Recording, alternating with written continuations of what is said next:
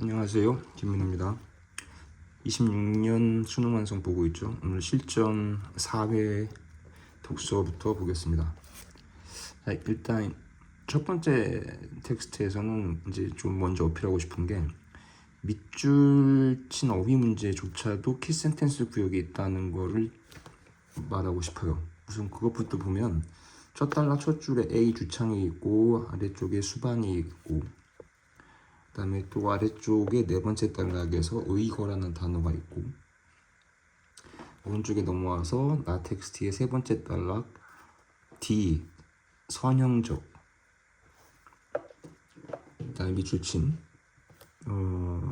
아래쪽에 기역 부분 문제 거쳐서 이 별개로라는 단어가 나와 있는데 내가 이제부터 설명을 하려고 하는 구역에서 이 A, B, C, D의 위치를 다시 한번 잘 보세요. 자, 가텍스트 첫 단락에서 행동주의 스키너로 시작하는데 자, 주창이라고 나왔죠.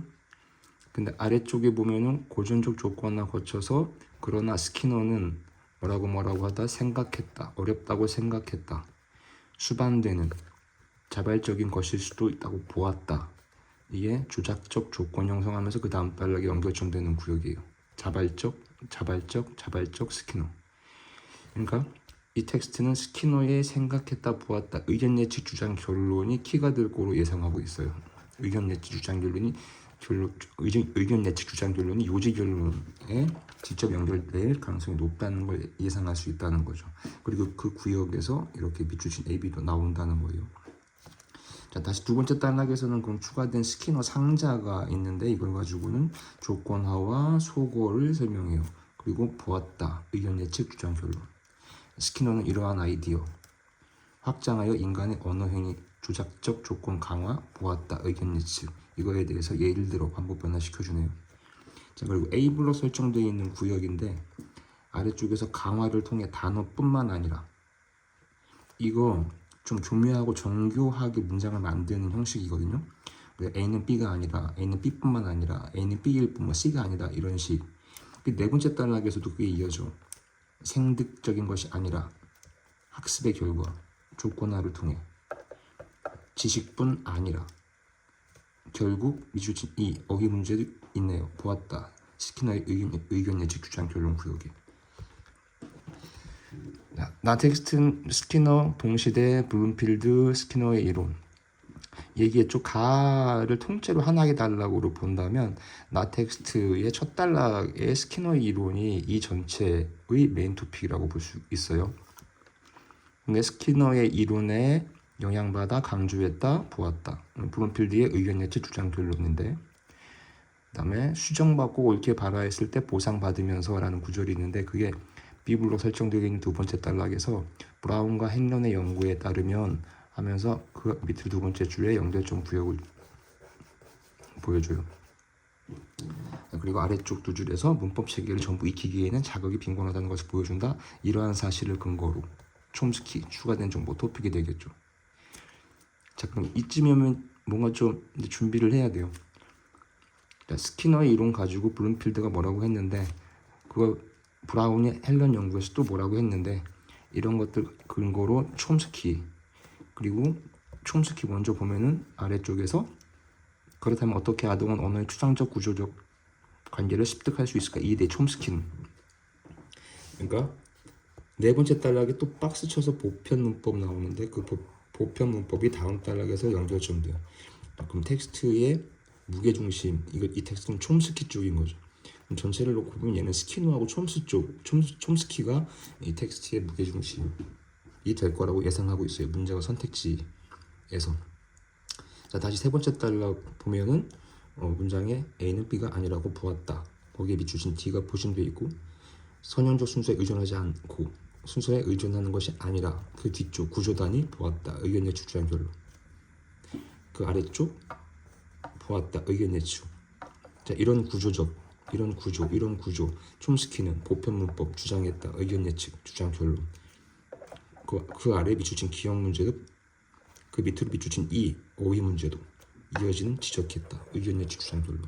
부분 문제도 키 센텐스 구역이 존재하는 거예요. 이에 대해 일부 언어학자들은 보편문법, 촘스키에 대한 견해를 말하는 거겠죠. 의문 제기했다, 반론 제기했다, 토마셀로. 선천적 문법이 아니라 A는 B가 아니라 선천적 인지 능력이라고 주장했다. 첫 번째 세트는 사람들의 의견 예측 주장 결론이 요지 결론으로 수렴하고 있습니다. 자, 그다음 두 번째 세트는 우리나라 헌법 21조를 시작하는데 언론 출판의 자유, 허가나 검열은 금지된다. 자, 이것이 아래쪽 두 번째 단락에서 헌법의 규정 연결점 되고 있습니다. 그리고 그 사이에 밑줄친 A가 있네요. 또 토픽 연결점 구역이 밑줄친 A, 어휘 문제도 있다. 자, 두 번째 단락, 언론의 범위는 어디까지? 언론의 자유와 제한. 그러면서 언론은 하면서 일반적인 언론, 이거 조심하라고 했죠. 자, 통념, 일반적인, 대개 이렇게 시작하는 문장에 이어서 비교 대조가 나오면 그 뒤쪽에 더 신경 써야 된다. 즉 언론 일반적으로, 그런데 이하, 이쪽이 더. 그래서 밑에도 최근에 뉴스 수용자들은 하면서 그 아래쪽 밑줄친 B 부분 문제도 있어요. 그럼 이것에 대한 토픽 연결점 구역. 자, 그럼 위에서 요거 다시 한번 잠깐 체크해야 되겠죠. 케이스 3이 예상됩니다. 언론의 범위와 언론의 자유 제한, 자유와 제한 하면서 언론부터 얘기했고, 그 다음이 자유 규제 관련된 구체적 내용은 헌법재판소의 결정을 참고할 필요가 있다 하면서 그 밑으로 헌법 표현의 방법과 내용 그 자체를 보장하는 구절이 나오는데, 자, 헌법재판소의 결정을 참고하라고 했으니까 그 뒤에 밑줄친 가 문제가 나오고 있습니다. 자, 그리고 아래쪽 네 번째 단락은 언론에 대한 또 법적인 규제 다양한데 우선 언론의 내용에 대한 규제가 아닌 A는 B가 아니라 C 뒤쪽. 그럼 또 하나가 있을 수 있다는 거겠죠. 그럼 케이스 3이 예상되죠. 그리고 오른편에 보면 밑줄친 C 어휘 문제가 있는데 헌법재판소에 대한 설명하는 쪽 밑줄친 D 역시 마지막 단락 헌법재판소에서는 언론의 자유를 위해 언론의 내용 규제에 대해서 합헌성을 엄격하게 평가한다. 헌법재판소의 평가에 대한 내용 설명 부분에 밑줄친 E, 아래쪽에 밑줄친 기역 이렇게 있습니다. 자, 그러니까 이 텍스트를 다시 한번 봐요. 헌법으로 시작해 언론 출판 자유에 대해서 허가나 검열 금지 명시, 사회윤리 침해해서 안 된다고 명시, 이거 연결점 헌법의 규정. 자, 그럼 우선 언론 범위, 자유, 제한이라는 말을 하는데 우선 언론에 대한 일반적이지 않은 뒷내용에 대한 얘기를 하고, 그러면 언론의 자유 및 규제에 관련된 헌법재판소의 결정을 참고할 필요가 있다 하면서 그 이하에는 다 두 마리에 대해서 헌법재판소가 뭐라고 얘기하고 있는지에 대한 설명이 줄을 이루고, 그게 이거지 결론 쪽이겠죠, 이 텍스트에서는. 그리고 토픽 연결점 구역과 헌법재판소의 결정에 대한 내용 설명 구역에 다 밑줄친 어휘 문제도 밑줄친 가와 기역의 부분 문제도 위치하고 있는 것을 봐주기를 바랍니다. 자, 세 번째 과학기술인데 여기서는 이걸 좀 강조하고 싶네요. 자, 나는 지금까지 계속 독서를 흐름과 문장의 형식이라는 컨셉으로 보고 있어요. 흐름은 케이스 3개가 있다고 했죠. 기본은 토픽은 연결된다고.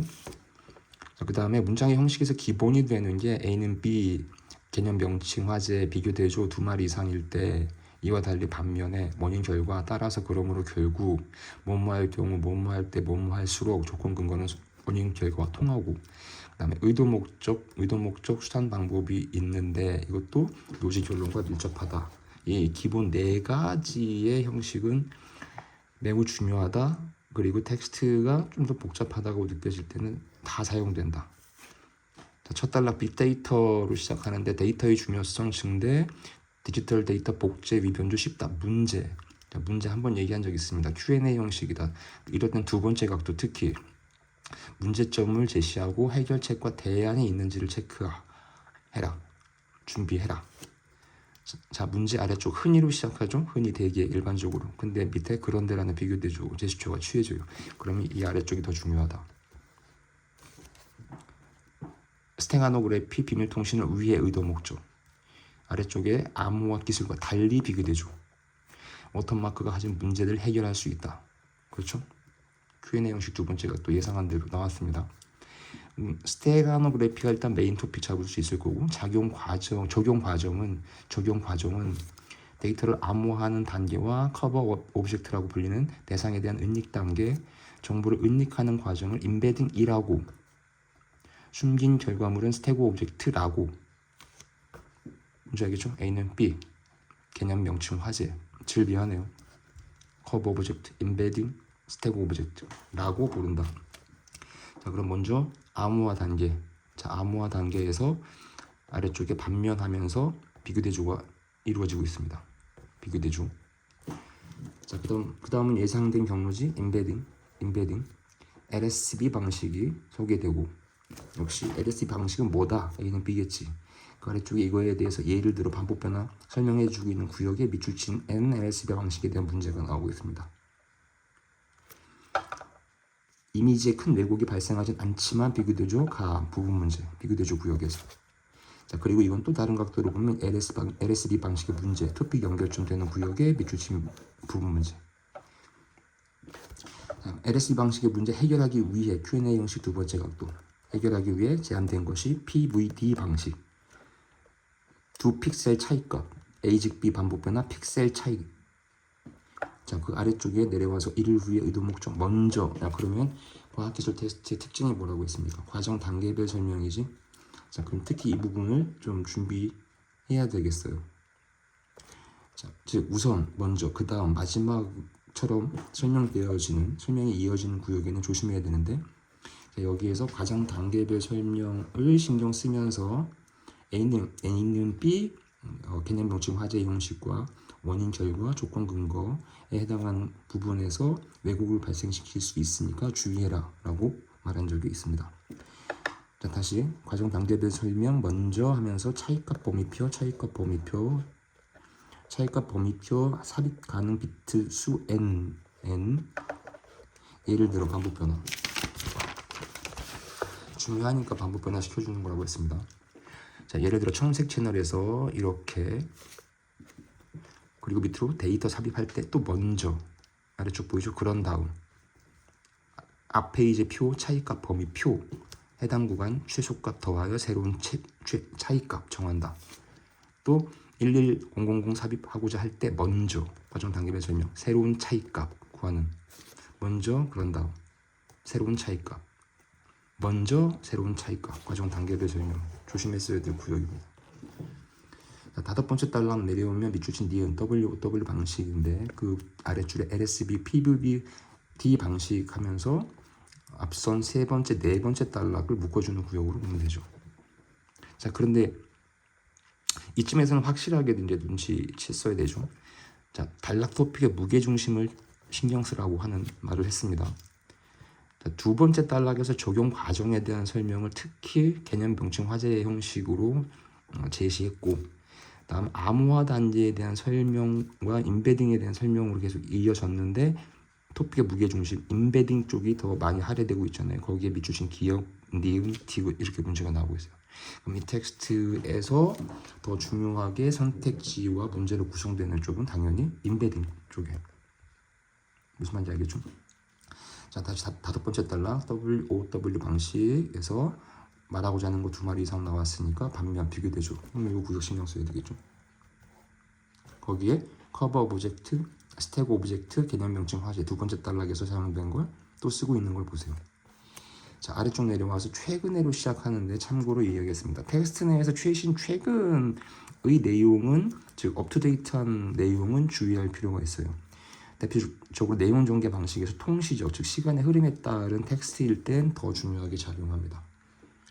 이 텍스트는 마지막 단락 최근 업투데이트한 내용은 디귿, 일단 문제가 나왔잖아요. 합성곡 신경망 CNN, 아래쪽으로 생성형 적대적 신경망 GAN.